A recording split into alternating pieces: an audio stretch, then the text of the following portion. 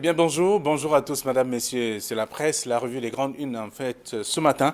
Le journal parle, la nouvelle expression parle de vaccin contre le Covid-19 entre le marteau et l'enclume. C'est le titre proposé par le journal pour expliquer que les documents ont d'ailleurs alimenté les réseaux sociaux sur la préparation d'un décret devant rendre obligatoire le vaccin contre la pandémie Covid-19. Yaoundé dément en invitant donc à se laisser vacciner. C'est ce que le journal propose ce matin en page 3. Le journal parle également du Covid-19 avec de nouvelles mesures, une instruction de prise en charge des patients diagnostiqués Covid-19 vient d'être donc publiée et c'est en page 2 du journal. On parle également du rapport 102 morts en 2 mois, assassinats, kidnapping et violences se sont d'ailleurs multipliés durant ces deux derniers mois de l'année. C'est dans le dossier de la page 6 à la page 7 du journal ce matin et on parle d'élections à la CAF avec l'entente des géants. Bien entendu, donc les rancunes ou alors les concurrents, bien entendu, à la présidence de la Confédération africaine de football se sont repartis. Les postes à l'amiable, c'est ce qu'on lit en page 4 de ce numéro. On parle de masques également. Le non-port détecté. Et là, le Togolais Luposa a conçu un robot qui permet aujourd'hui d'assurer la sécurité dans les espaces publics en page 9 de la nouvelle expression ce matin. Le journal Cameroun Tribune qui en kiosque parle de réintégration des ex-combattants. Le Premier ministre demande d'accélérer le processus, c'est ce qu'on lit dans le journal. Le même journal parle également de la jeunesse avec le piège de la vie facile ce matin aussi dans le dossier de la page 15 à la page 17. D'autres informations sont contenues dans le numéro parlant de la CAF, la Coupe de la CAF, Coton Sport et notamment le défi algérien. C'est ce que le journal propose également en page 30 de Cameroun Tribune ce matin. Le journal du Sahel parle notamment de l'hommage vie et mort du ministre Adoum Gargoum.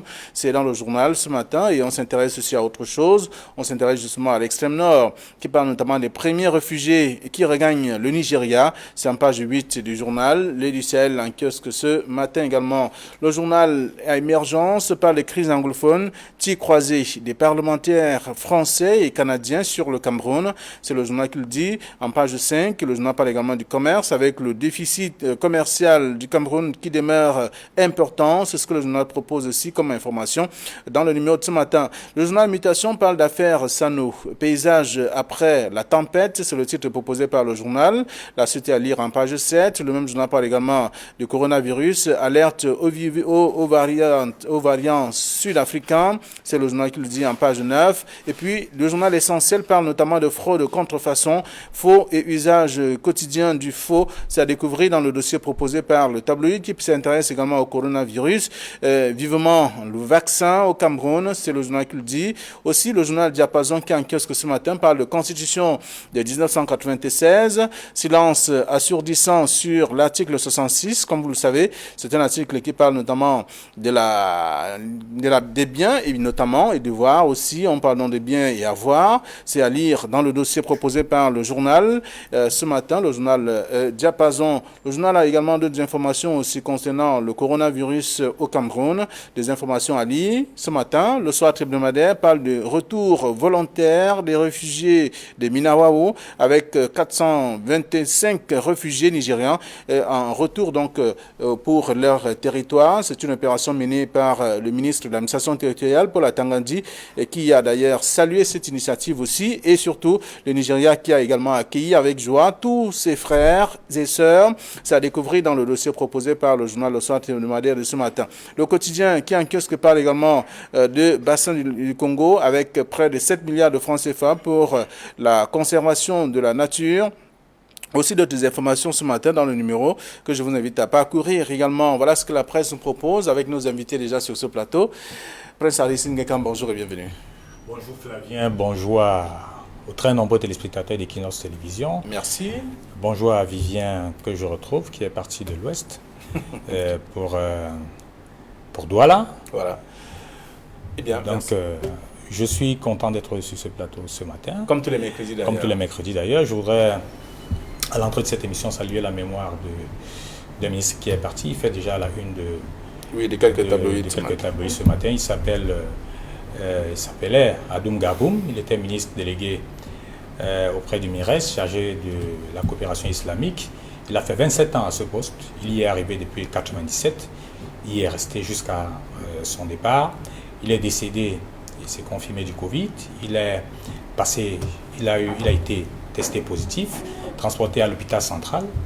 Et c'est jusqu'avant-hier, c'est-à-dire que il est arrivé déjà à l'IT au niveau de l'hôpital de la Caisse, de la CNPS, où il est décédé un jour après. Donc je salue sa mémoire. C'est un homme charismatique, un homme d'État, qui a à sa façon contribué au développement du Logone-Écharé, son département d'origine. On ne parle pas des morts, mais je vous aurais demandé, 27 ans en poste quand même, c'est long aussi. Oui, le président l'a maintenu là-bas, ministre délégué, et beaucoup se demandaient pourquoi pas être ministre plein. Vous savez que dans le Logone-Écharé, il y a deux grandes communautés, les Arabes Chois et les Tokoto. Donc ce département a l'avantage d'avoir deux ministres, le ministre Alamis Mousmane qui est Tokoto, Kotoko autant pour moi, et le feu ministre Adoum Garboum qui est Arabe Chois. D'accord. Alors, merci pour toutes ces informations également. On le savait déjà. De toute façon, la presse a évoqué ce matin. Bonjour, Viviane Tanfari, bienvenue. Bonjour Flavien, bonjour au Prince Aristide. Bonjour à tous les téléspectateurs qui nous écoutent du côté de Bafoussam. C'est un plaisir pour moi d'intervenir sur ce prestigieux plateau pour la première fois. Très bien. Alors, pour la première fois, justement, nous allons parler du vaccin contre le Covid-19 par la première fois dans ce programme. Mais vous, donc on parle entre le marteau et l'enclume. C'est le titre proposé par le journal La Nouvelle Expression. Pourquoi ce choix? Oui, entre le marteau et l'enclume, pourquoi? Parce que nous observons une certaine hésitation une certaine hésitation du gouvernement. Qu'est-ce qu'il faut faire en ce moment? Il y a ce document qui a fuité, faisant état de ce que le gouvernement avait l'intention d'introduire ou de rendre obligatoire le vaccin au Cameroun. Et entre-temps, on a eu la sortie du ministre qui est venu, Manaouda Malachi, qui est venu dire que ce projet n'était pas d'actualité.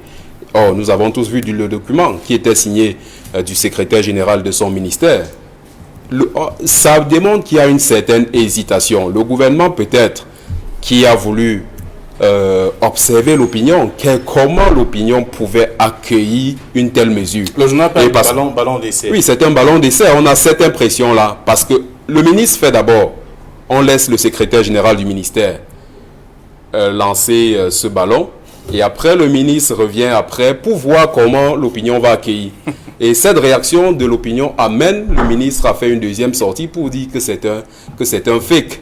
Or, nous savons chez nous qu'il y a une certaine façon de fonctionner qui peut nous amener à croire que le gouvernement a voulu tester l'opinion. Et vous vous avez rendu compte que tout à l'heure, il y a un journal qui a titré vivement le vaccin. Donc, on a l'impression que nous sommes dans un processus de préparation de l'opinion par rapport à un projet qui serait en gestation. Donc, vraiment, c'est le gouvernement entre le marteau et l'enclume. Voilà, c'est le titre choisi par La Nouvelle Expression. Prince Aristide Ngekam, c'est pour expliquer tel que Julien le dit, écoutez, ou alors simplement que c'était...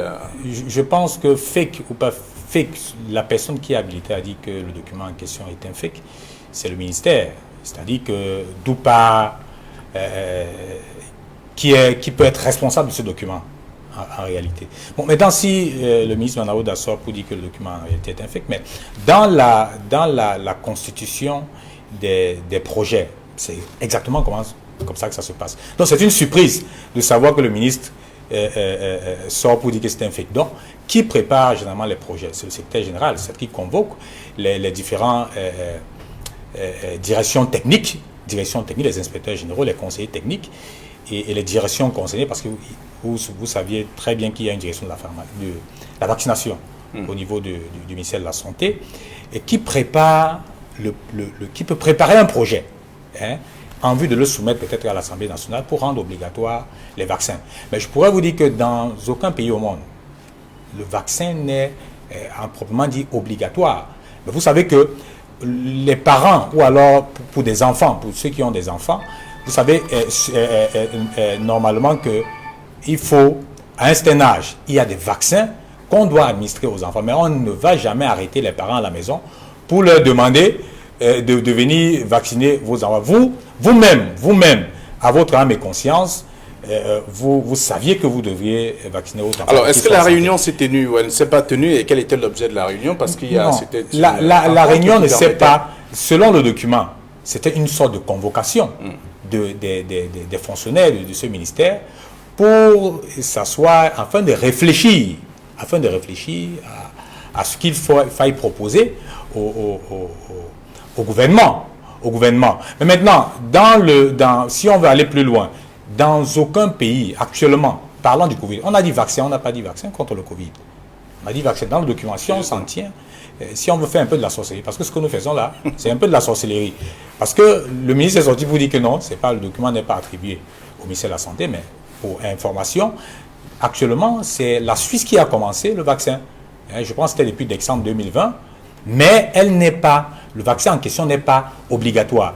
Mais à titre d'information aussi, dans certains pays, lorsque vous êtes vacciné, vous ne présentez plus de texte, notamment dans les pays de l'Amérique du Nord, le Costa Rica et autres, l'Amérique du Sud autant pour moi, le Costa Rica, le Brésil, un certain nombre de pays, lorsque vous êtes vacciné, vous n'avez plus besoin de présenter un résultat d'un texte pendant votre voyage. Mais maintenant, plus loin dans la réflexion, d'aucuns pensent que pour contraindre les gens à se faire vacciner, peut-être certains pays sont en réflexion en train de dire, par exemple, si vous voulez venir chez nous, il faille que vous montrez patte blanche, c'est-à-dire que... Alors, donc, estime que la convocation, en tout cas, qui permettait à ce qu'il y ait rencontre, permet également de voir comment est-ce que le vaccin va être introduit dans le programme élargi de vaccination. Mais oui, c'est normal, et Vivien l'a dit. C'est-à-dire qu'en matière de stratégie de communication d'influence, on peut prendre un document, on le conçoit, on le balance pour voir un peu comment l'opinion va réagir. On peut passer même par la presse pour dire, Vivien l'a dit, qu'il faille se vacciner en rapport avec l'évolution du Covid. Vous aviez même des hommes, des journalistes, des hommes des médias qui sont sur les réseaux sociaux en train de dire, non écoutez, moi j'ai envie de me faire vacciner, ça peut être une stratégie. Ils sont nombreux. Vous allez sur les différents réseaux, et des gens disent, moi j'ai envie de me faire vacciner, dites-moi là où on commence à vacciner, je vais aller m'aligner pour le faire. Je pense que le gouvernement peut être dans cette stratégie-là. Oui, je voudrais ajouter que, parlant de la stratégie de lutte contre cette pandémie, je pense que le gouvernement, à certains moments, devrait rassurer la population en démontrant qu'il n'y aurait pas d'enjeu caché. Quand je dis il n'y a pas d'enjeu caché, il faudrait que les solutions camerounaises soient explorées. On a des médicaments, je ne voudrais pas revenir, comme ceux de Monseigneur Cléda, qui jusqu'à présent, aucune personne, aucun patient ayant pris ce médicament n'a relevé des effets secondaires. Oui, des effets secondaires. Pourquoi on n'explore pas ces pistes? À côté de lui, il y a tellement de Camerounais qui ont travaillé sur la question. On ne peut pas totalement ignorer ces gens-là, nos chercheurs qui travaillent jour et nuit, qui essayent de trouver une solution pour une pandémie qui est en train de faire des ravages. Et au lieu d'encourager cela, on est prêt. Je ne sais pas si les vaccins qui vont arriver, comme ils vont arriver, seront achetés par le gouvernement ou ce sera offert par des partenaires. Oui, dans le cas où c'est acheté, pourquoi n'avons pas mis cet argent pour encourager ceux-là qui sont en train de faire la recherche et qui ont trouvé des solutions pouvant aider les Camerounais pour faire face à la situation que nous vivons actuellement? Il est bien vrai. Ce qui est sûr, sans doute, vous allez simplement le relever pour dire que s'il faut aller, il faut sortir du pays, forcément on vous demandera si vous avez reçu un vaccin. Naturellement. Sauf si vous voulez rester si au Cameroun. Si vous avez par exemple fait un test qui montre que vous n'êtes pas porteur de la maladie, à quoi servira donc le vaccin? Julien, si vous n'êtes pas porteur... Pour ceux qui ont l'habitude de voyager, comme vous savez qu'au centre de vaccination, lorsque vous voulez aller en France, je prends un cas pratique, vous voulez aller en France, on vous dit qu'il y a un certain nombre de vaccins obligatoires que vous devez faire. C'est le carnet jaune. C'est-à-dire que lorsque vous allez à l'aéroport, lorsque le policier, il vous a... C'est-à-dire en dehors de votre passeport et votre visa, il veut voir ce type de vaccin. Lorsque vous voulez aller au Tchad voisin, il y a un certain nombre de vaccins qui sont obligatoires. C'est-à-dire que pour contraindre les gens, c'est facile de contraindre les gens à se faire vacciner. C'est-à-dire qu'il suffit qu'un pays comme la France décide ce que si vous voulez entrer dans notre territoire, vu la montée de la pandémie, vous devrez avoir un vaccin anti-Covid. Et vous serez, si vous voulez voyager pour aller là-bas, vous serez obligé de le faire. C'est très, je vous dis, c'est très facile. D'accord. C'est très facile. Des moyens sont faits. Bon, concernant le même document, vous avez vu la lettre une autre lettre du ministre de la Santé qui n'est pas sortie pour dire que c'est un fake. Cette fois-là, Qui parle des nouvelles mesures. Qui parle non seulement des nouvelles mesures, mais qui dit que lorsque les vaccins qui arriveront bientôt, il faille vacciner en priorité le personnel de santé ou alors le personnel hospitalier et les personnes vulnérables. C'est-à-dire les personnes vulnérables, ce sont les gens de plus de 50 ans. Les enseignants. Les enseignants et de plus de 50 ans, dans tous les cas. Ceux qui ont de plus de 50 ans. C'est-à-dire que ça voudrait dire que le vaccin ça voudrait dire... À une cible. Ouais, non seulement à une cible, ça voudrait déjà dire que le vaccin ne sera pas, ne viendra pas en grande quantité. Mais le peu qui arrivera, il faille le concentrer sur les personnes vulnérables et sur le personnel de santé. Et même au sein du personnel de santé, il y a une réflexion qui est en train de se mener parce que ceux-là même sont dubitatifs. Lorsque un médecin lui-même commence à être dubitatif, combien de fois le citoyen lambda?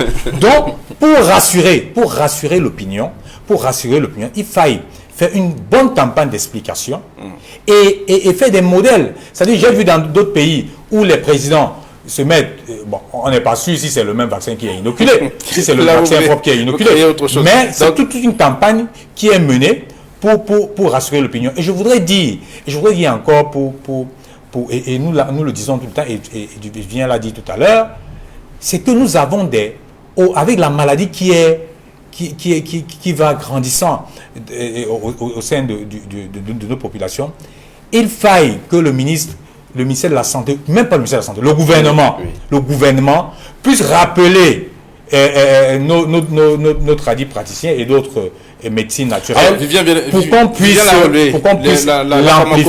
l'amplifier, parce que le Covid est là, il circule, les gens meurent tous les jours du Covid. Le ministre Adoum Gagoum est parti, c'est un signe que le Covid est là et que des gens passent de vie à trépas. D'accord. Alors, donc c'est un sujet que je vous invite à lire dans la Nouvelle Expression ce matin, parlant de ce vaccin contre le Covid-19, entre le marteau et l'enclume. Et aussi, on parle donc de cette nouvelle mesure avec une instruction de prise en charge des patients diagnostiqués Covid-19. Mais seulement, le journal rappelle quand même qu'il y a moins de place pour les nouveaux patients avec cette nouvelle souche. Oui, quand on parle de nouvelles mesures, il y a un peu lieu de s'interroger. Vous savez que des points qui avaient été jadis construits pour accueillir les patients ont été démantelés, notamment au stade Bapélepé. En ce moment, je ne sais pas pourquoi, quand on parle de ces nouvelles mesures, il faudrait d'abord que les anciennes soient bien appliquées. Il ne suffit pas seulement chaque fois, quelquefois pour montrer qu'on est en train de travailler, qu'on nous sorte des mesures alors que les anciennes ne sont pas toujours respectées. Je pense que le plus important, c'est d'abord d'évaluer ce qu'on avait pris jusque-là. Le port du masque, aujourd'hui, n'est plus respecté. Quand je sortais tout à l'heure, je me suis rendu dans Malgré le rappel du Premier ministre. Oui, ce n'est pas respecté. Je dis, quand je sortais tout à l'heure, je me suis arrêté devant un centre de santé où j'ai fait cette expérience. Il y avait le dispositif de lavage des mains qui était installé, mais il n'y avait pas d'eau. Non, je dis, on ne passait pas et il n'y avait pas d'eau. Je ne cite pas l'hôpital, mais je dis, il n'y avait pas d'eau. Qu'est-ce que le gouvernement fait en ce moment? Le plus important n'est pas chaque fois de venir dire qu'on est en train de prendre de nouvelles mesures. Il faudrait d'abord qu'on fasse appliquer les mesures qui existaient déjà, notamment comment faire appliquer ces mesures. Non, je dis le gouvernement a tous les moyens. Oui. Le gouvernement a tous les moyens de pousser ces gens-là à respecter les mesures qui ont été prises. Nous avons vu par exemple, quand vous faites un tour dans les débits de boissons, j'ai dit, c'est la catastrophe. Tout le monde est assis, on ne respecte rien du tout.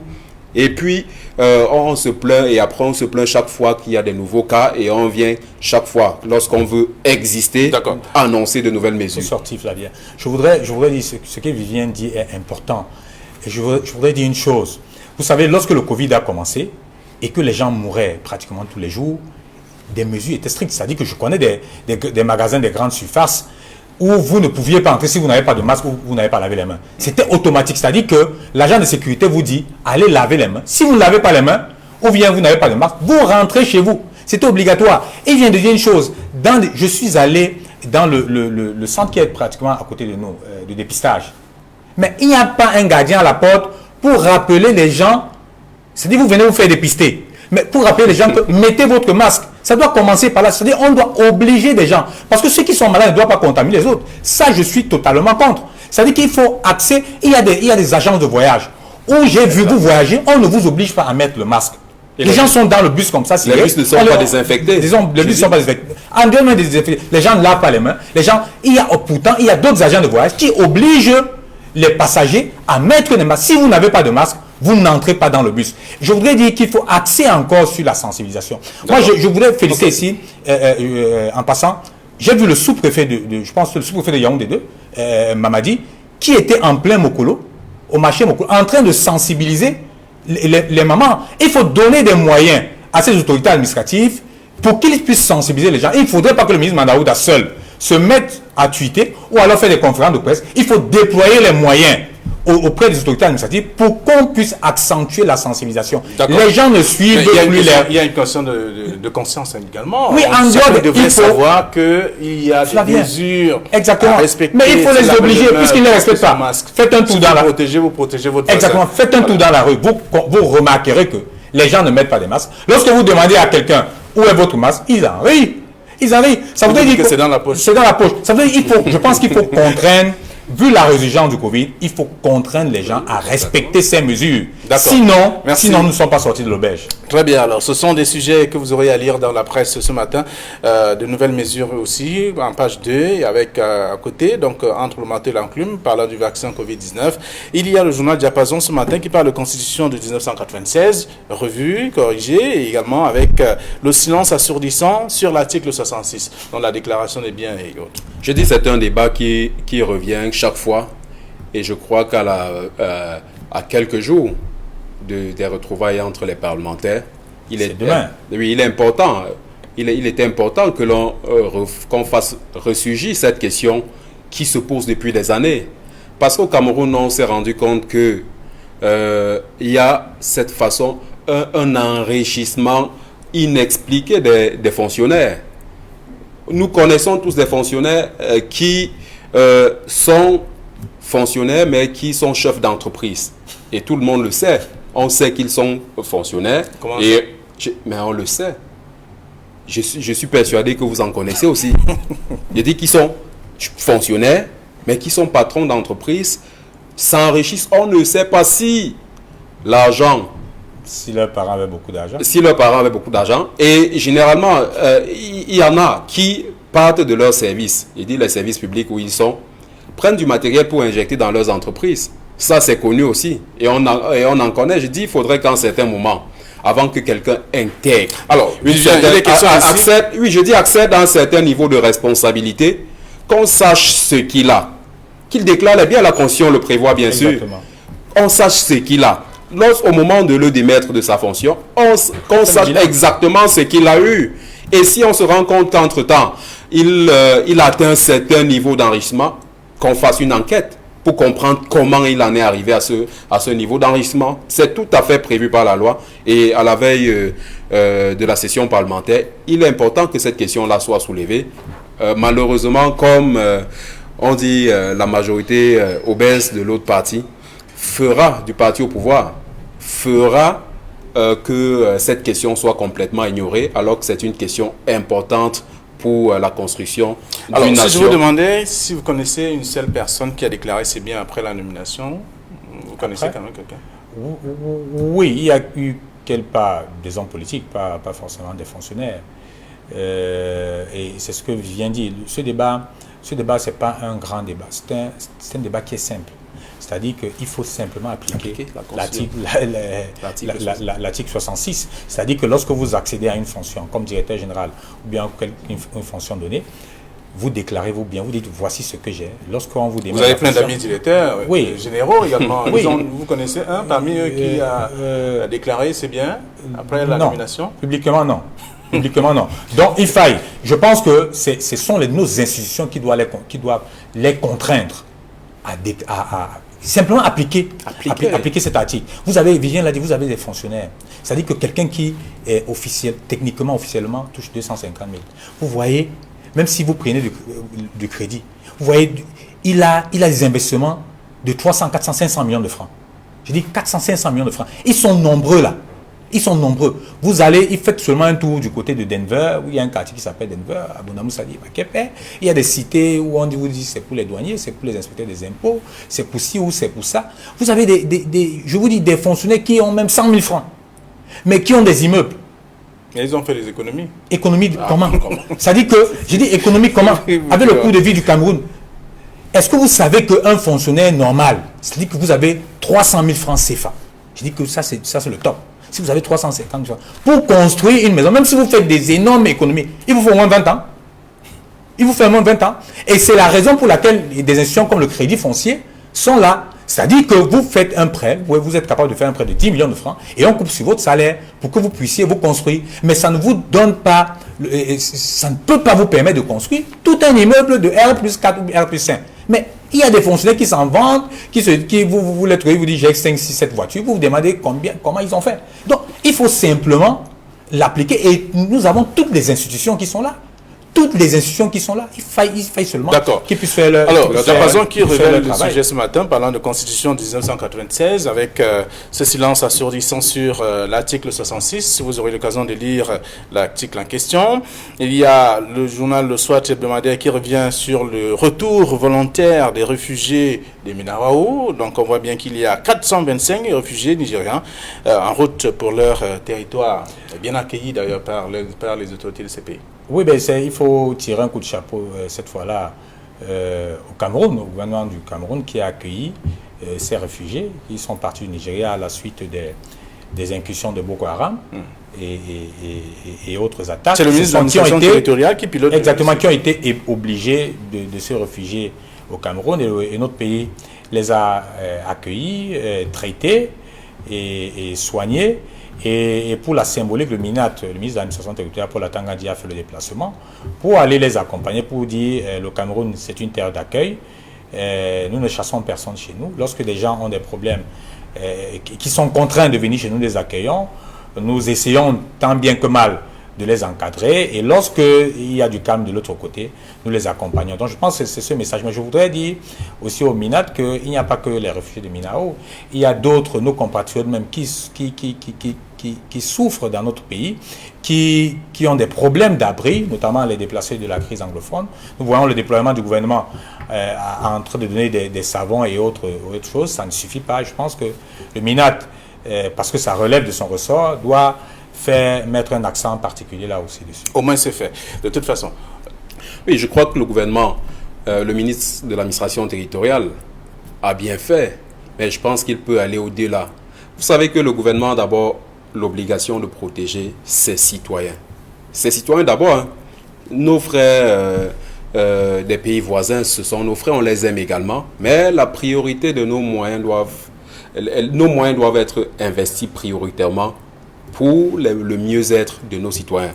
J'aurais beaucoup applaudi si on me disait qu'on a mis en place un dispositif pour ramener des Camerounais qui sont à l'étranger et qui sont bloqués là-bas. Il y en a qui veulent que la situation sécuritaire s'améliore dans leur pays pour qu'ils retournent.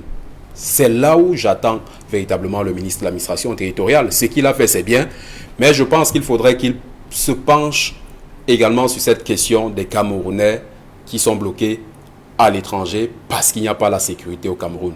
Quand on ramène la sécurité, cela revient. Là, on va. C'est le ressort du ministre des Affaires étrangères. Non, je dis. On appelle ce nom des relations extérieures, bien entendu. Non, je dis le ministre de l'administration territoriale a un rôle à jouer dans ce processus. Il faut qu'il revienne donc.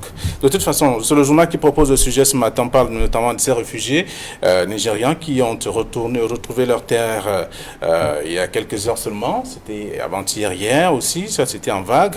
Alors, on va davantage commenter l'actualité proposée par la presse ce matin. Il y a aussi Émergence qui est revenu sur ce tir groupé des parlementaires français et canadiens sur le Cameroun.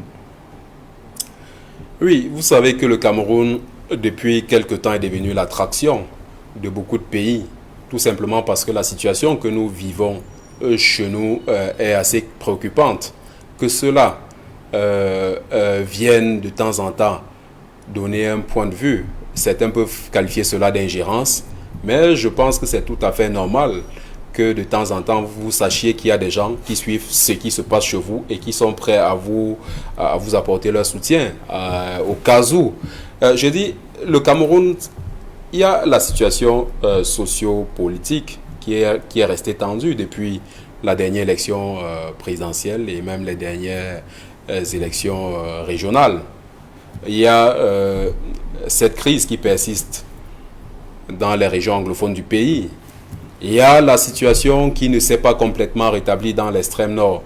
La frontière avec la RCA également, ça préoccupe. Donc je dis au Cameroun, il y a tellement de sujets qui peuvent faire que ces pays étrangers, pays amis du Cameroun, pour parler comme les gens du gouvernement, ces pays amis du Cameroun, c'est tout à fait normal que de temps en temps, ils se préoccupent de notre situation. D'accord. Alors, nous sortons de l'émission. Exactement. Je voulais dire que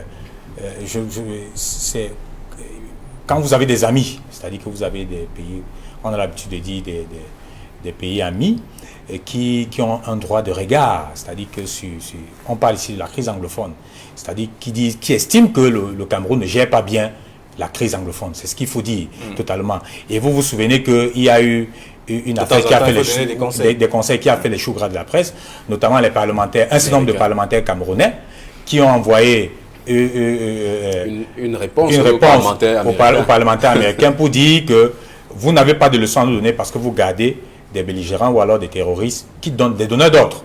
Ici, ça fait les choux gras de la presse.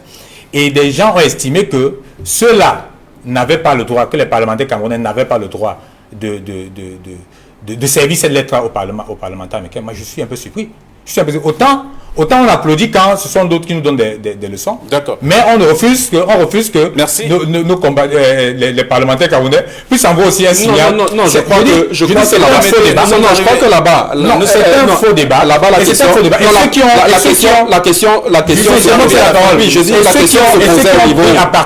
et ceux qui ont pris à partie en mettant en pâture l'honorable ont eu totalement tort. Non, parce que tout le monde a le droit de donner un point de vue. Non, je crois que autant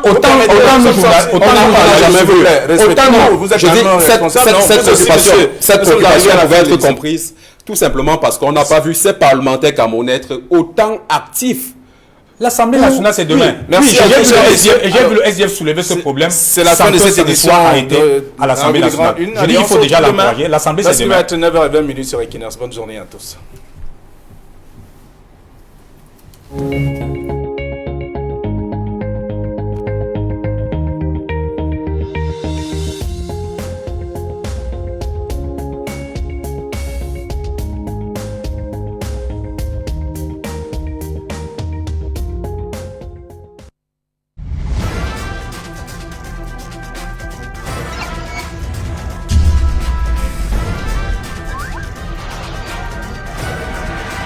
Equinox Télévision, au-delà de l'image.